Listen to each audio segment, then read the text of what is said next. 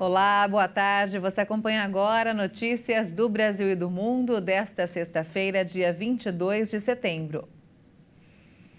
As equipes técnicas dos Ministérios da Fazenda e do Planejamento de Orçamento indicaram que o governo federal precisará fazer um bloqueio de 600 milhões de reais em despesas não obrigatórias ao longo do ano para cumprir as metas estabelecidas para 2023. É o terceiro bloqueio de gastos consecutivos neste ano. No resultado de maio, o governo havia feito um contingenciamento de 1 bilhão e 700 milhões de reais. E em julho, o corte foi de 1,5 bilhão de reais.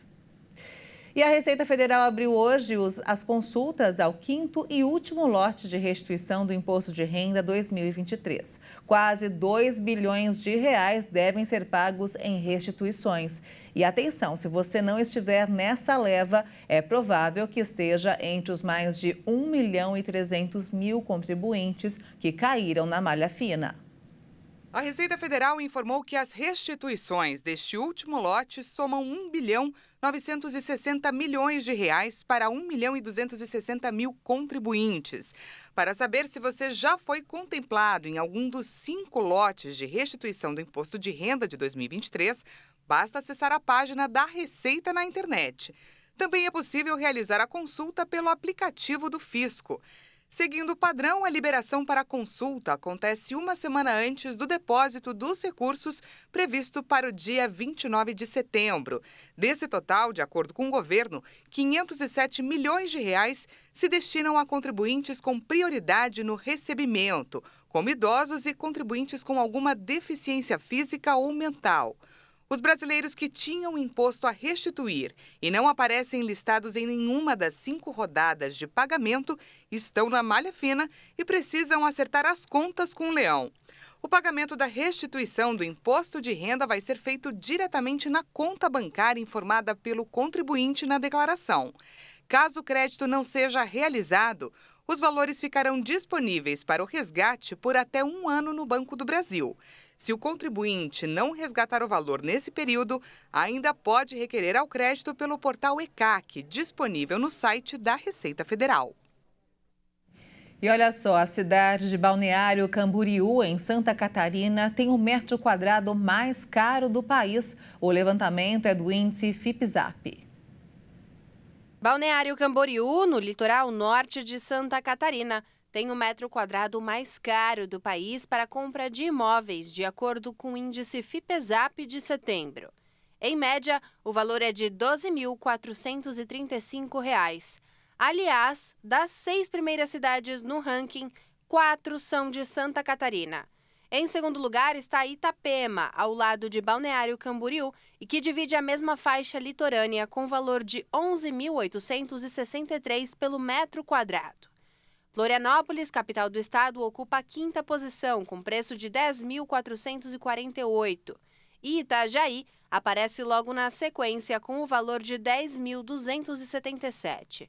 O crescimento do custo dos imóveis na cidade de Balneário Camboriú superou 20% nos últimos 12 meses. A logística da cidade, com acesso fácil ao mar e aeroportos próximos, contribuem com a valorização do local.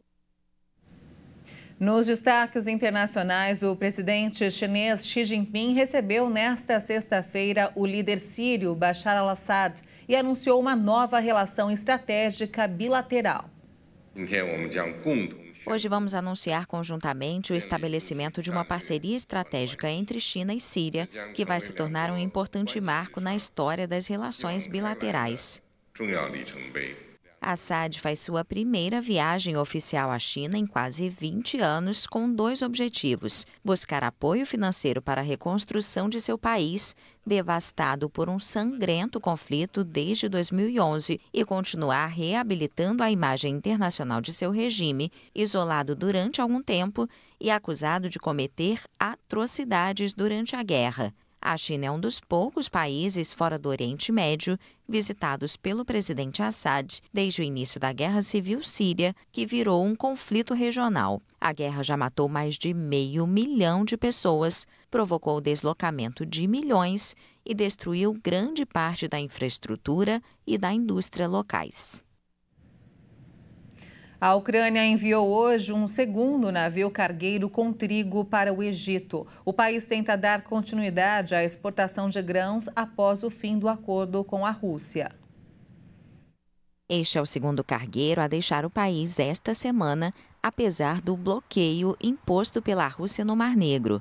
O ministro ucraniano de Infraestruturas, Oleksandr Kubrakov, informou na Rede X que o navio Aroyat zarpou do porto Chornomorsk com 17.600 toneladas de trigo ucraniano com destino ao Egito. Moscou abandonou em julho um acordo que permitiu, durante 12 meses, a exportação através do Mar Negro de produtos agrícolas ucranianos, essenciais para a economia do país invadido e para a segurança alimentar mundial. Em resposta ao colapso do acordo e à ameaça russa de atacar os navios ucranianos, Kiev está testando uma nova rota marítima ao longo das costas da Romênia e Bulgária, países membros da OTAN. Na terça-feira, o ministro Kubrakov anunciou a saída de Chornomorsk de um navio com 3.000 toneladas de trigo. O ministro informou que o destino deste cargueiro é o continente asiático. A Rússia não atacou este novo corredor marítimo, mas bombardeia com frequência as instalações de cereais dos portos ucranianos.